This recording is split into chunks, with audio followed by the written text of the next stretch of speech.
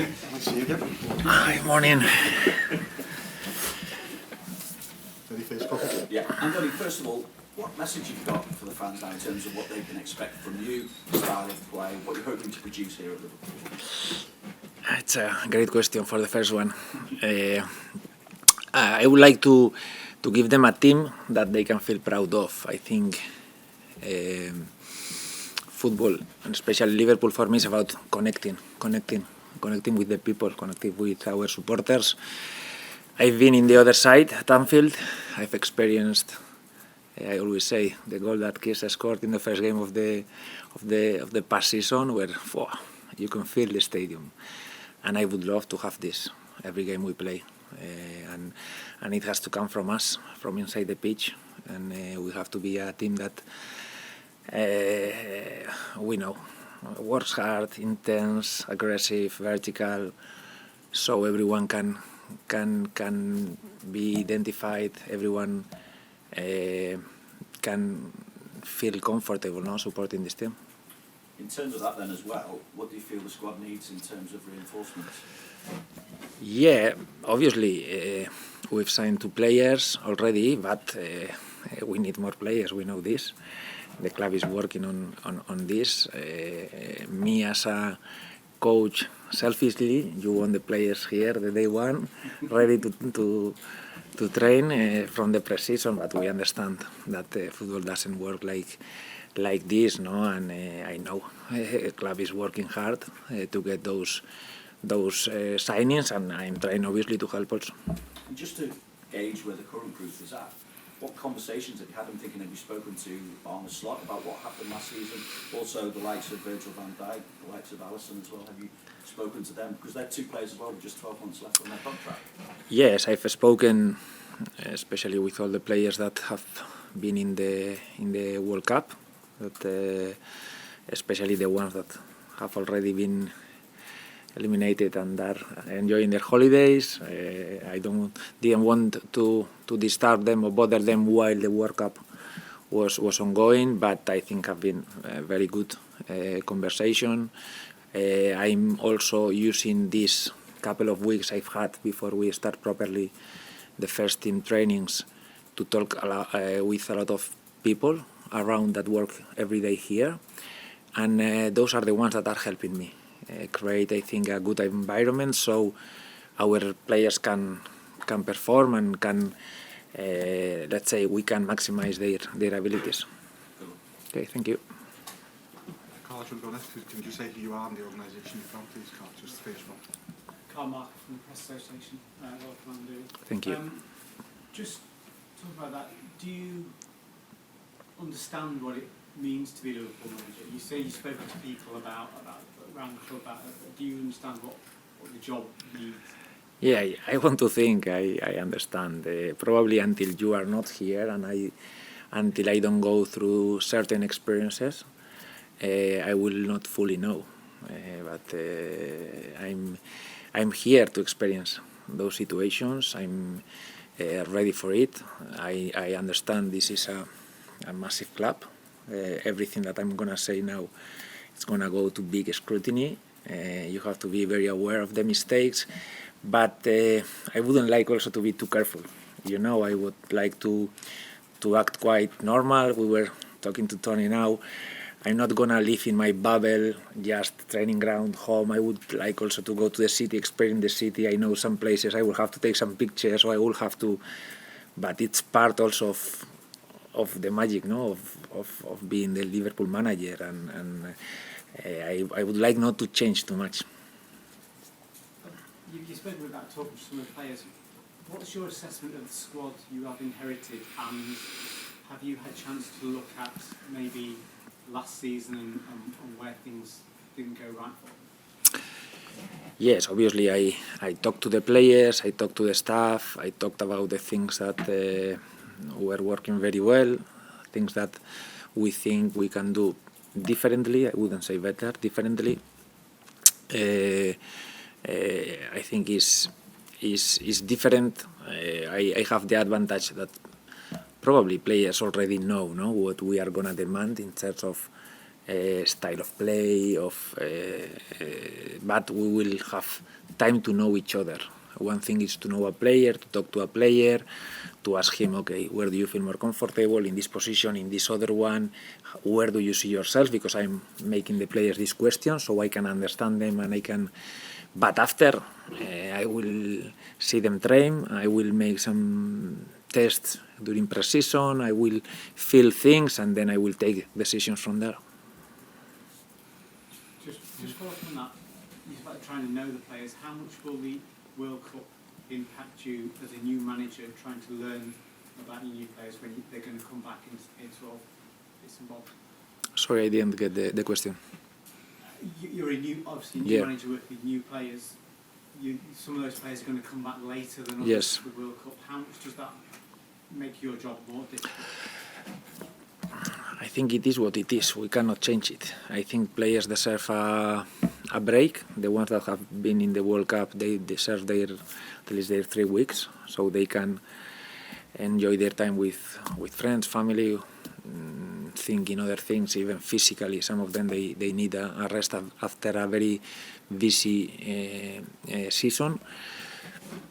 And I think I'm looking at the positives almost, because I've had now 1 week to see every training from the under-21s.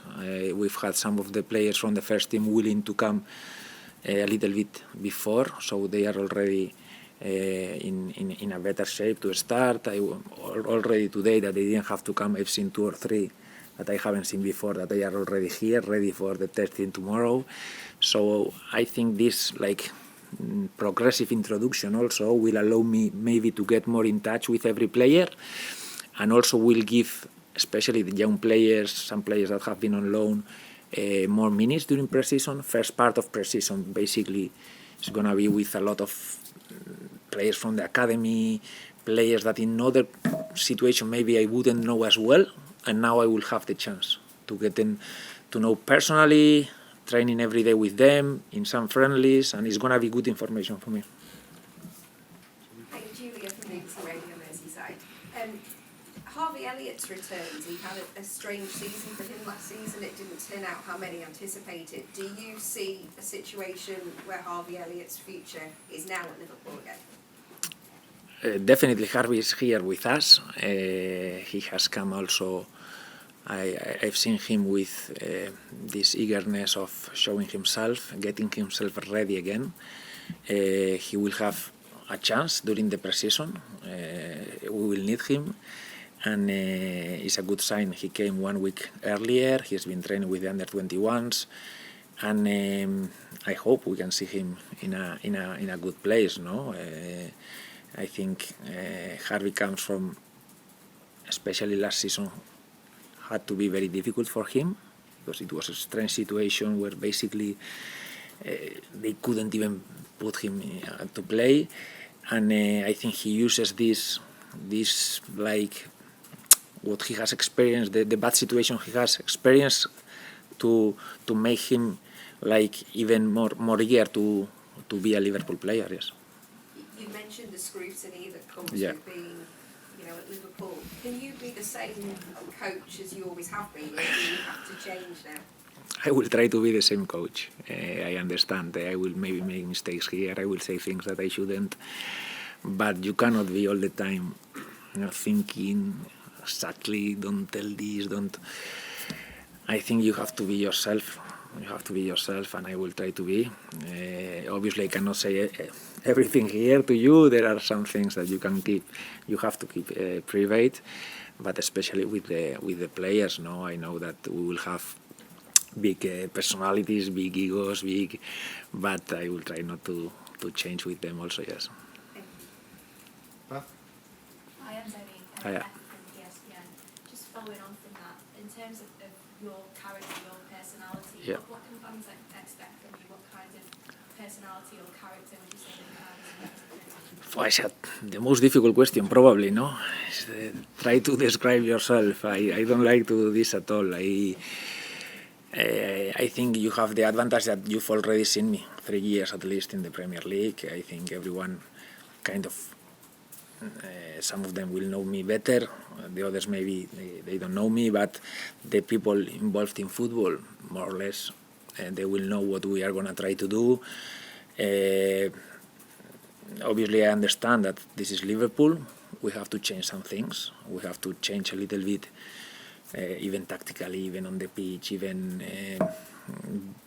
But if they sign me, it's because they want a lot of things that I was doing before in other clubs. So I wouldn't like to change in the pitch the DNA of what have been my teams and also outside. How I'm going to answer your questions, how I'm going to relate to the supporters, how I'm going to... I think I will try to be as natural as possible, and I hope it doesn't change me a lot. And there's been a lot of change this summer, obviously yourself coming in, and of senior players have left, and even maybe a bit of change behind the scenes as well. Do you think, sort of going into next season, what are the expectations? Do you think there has to be an element of patience and maybe a sense of transition, or can you be a bit challenging right now? No, I think we have to accept there are like difficult situations right now in terms of, if I would say, both sides.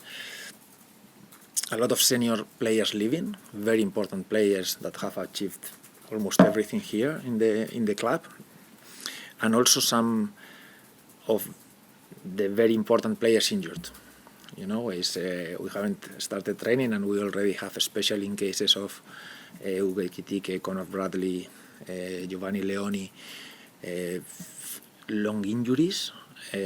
So in terms of also improving the team, we have to consider, okay, we have to replace very important players that were making very good numbers, and also we have a situation with especially those three like big injuries that are going to miss some time, that we also have to find a way to replace. No, we know that these three players, for example, I love them, the three. They are the long-term solutions, I'm sure. You know, about Conor, about Giovanni, about Hugo, but there is going to be, especially in Hugo's case, a period where we will be without them, and we have to try to find solutions also. Adam? I think you've spoken quite a bit about playing vertically, attacking press, high press, overlapping, etc. Them sort of core principles, how important are they for you, not just up until now in your career, but going forwards? Yes, I think they have to be our core principles. After we will have a lot of games, a lot of questions that you make me is, no, if you face low blocks and this, I always say is, okay, I prefer to face low blocks in terms of, okay, we will be in control of the games, probably we will concede less chances, we will spend a lot of time in opposition half, and those are the scenarios that we have to find. Some teams, they give you straight away that situation, perfect. Other teams, they don't give it straight away, because they will try also to control the game, to play in your half. I'm looking forward to spend as much time as we can in opposition half, with the ball, without the ball, because I feel we are closer to score than the opposition if it's that the situation.